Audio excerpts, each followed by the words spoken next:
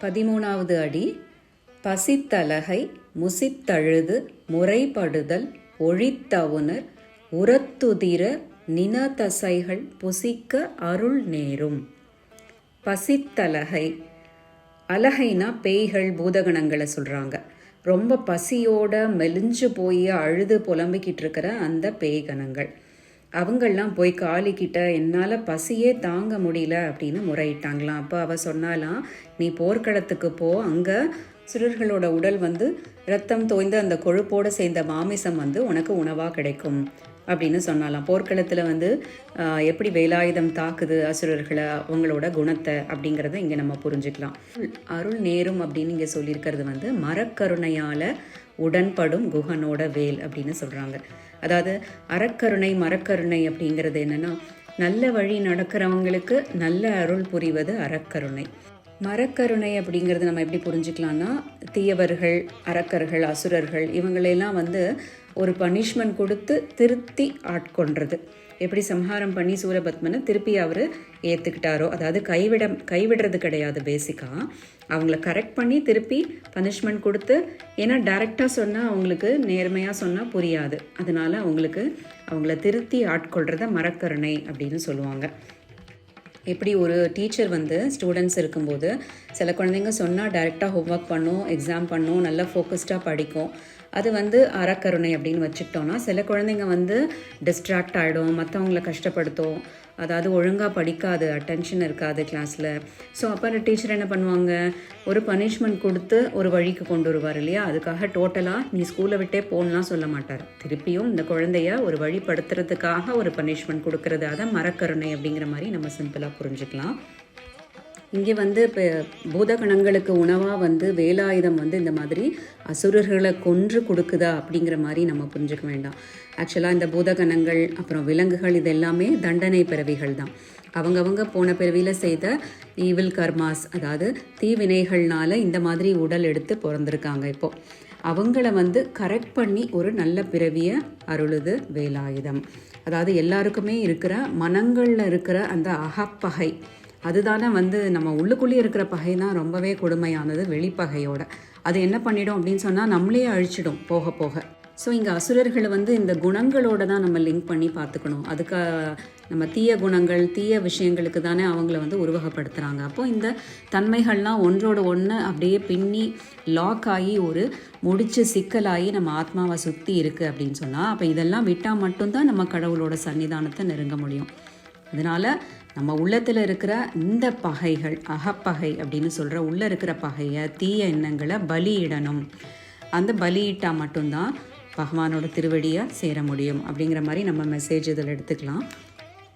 பசித்தலகை முசித்தழுது முறைப்படுதல் ஒழித்த உணர் உரத்துதிர நினதசைகள் புசிக்க அருள் நேரும்.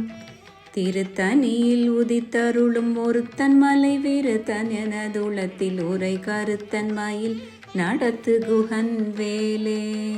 14வது அடி. திரைக்கடலை உடைத்து நிறை புனர்கடிது குடித்துடையும் உடைப்படைய அடைத்து உதிரம் நிறைத்து விளையாடும். இதை பதம் பிரித்து பார்த்துடலாம். திரைக்கடலை உடைத்து, அலைகள் நிறைந்த அந்த சமுத்திரத்தை உடைப்பெடுக்க செய்து, நிறை புனல் கடிது குடித்து, அக்கடலில் இருக்கிற அந்த உப்பு நீர், அந்த நீரை வேகமாக பருகி உடைப்பு அடைய அடைத்து, அந்த உடைந்த உடைப்புகள்லாம் இருக்குல்ல, அது எல்லாவற்றையும் அடைப்படுமாறு ஃபுல்லாக கம்ப்ளீட்டாக திருப்பியும் சீல் பண்ணி, அதாவது முழுதும் அடைத்து உதிரம் நிறைத்து விளையாடும். உதிரம்னா பிளட், ரத்தம். அந்த நீரெல்லாம் இப்போ அது குடித்ததுனால வற்றி போயிடுச்சு. அந்த இடத்துல வேற என்னத்தை ஃபில் பண்ணுது அப்படின்னு பார்த்தீங்கன்னா, ராட்சசர்கள், அரக்கர்களோட ரத்தத்தை நிரம்ப செய்து அதில் விளையாடும். அதில் நல்லா குதிச்சு குளிச்சு அதை குடித்து கழித்து விளையாட்டான செயல்கள் செய்யும். எது அப்படின்னா, தணிகையில் இருக்கிறானே குகப்பெருமான், அவனோட வேலாயுதம். அதாவது வேலுக்கு விளையாட்டான விஷயம் இது. எது விளையாட்டான விஷயம்?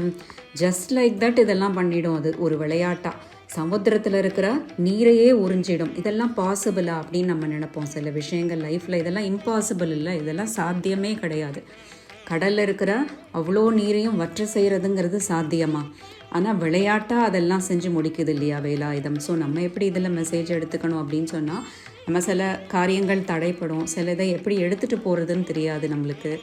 ஸோ அந்த மாதிரி விஷயங்கள்லாம் இம்பாசிபிள், இதெல்லாம் சாத்தியமே இல்லை, என்னால் முடியாது அப்படிங்கிற காரியங்களை கூட விளையாட்டாக செஞ்சு எல்லாத்தையும் நடத்தி கொடுக்கும் நம்ம முருகப்பெருமானோட வேலாயுதம் அப்படின்னு நம்ம புரிஞ்சுக்கலாம். இங்கே கடல் அப்படிங்கிறது நம்ம ஏற்கனவே பார்த்த மும்மலங்கள் இருக்குது இல்லையா, அதில் கண்மா அப்படிங்கிற விஷயத்தோடு நம்ம அழகாக கூட பொருத்தி பார்த்துக்கலாம். கண்மா அப்படிங்கிறது என்னென்னு பார்த்தோம், வினை பயன்கள். மறுபடி நம்ம செய்கிற ஆக்ஷன்ஸை பேஸ் பண்ணி தான் நம்ம பிறவி எடுத்து பிறந்துட்டே இருக்கோம். பிறவி பெருங்கடல் அப்படின்னு சொல்கிறாங்க. ஸோ அது வற்றி போகுது, அதில் இருக்கிற நீரெல்லாம் உறிஞ்சுது வேலாயுதம் அப்படின்னு சொன்னால் நம்ம எப்படி புரிஞ்சுக்கலாம். ஸோ நம்மளுக்கு இந்த பிறவி பிணியிலேருந்து நீக்குது. திருப்பி நம்ம பிறந்துட்டுருக்கோமே இதிலேருந்து. ஏன்னா ஞான வடிவம், ஞான ஸ்வரூபியான அந்த வேலாயுதம் நம்மளுக்கு ஞானத்தை கொடுத்து இந்த மும்மலங்களை நீக்கி பிறவி பிணியிலேருந்து நம்மளை வெளியில் எடுத்து நம்மளுக்கு மோட்சத்தை கொடுக்குது அப்படிங்கிற மாதிரி கூட நம்ம மெசேஜ் புரிஞ்சுக்கலாம்.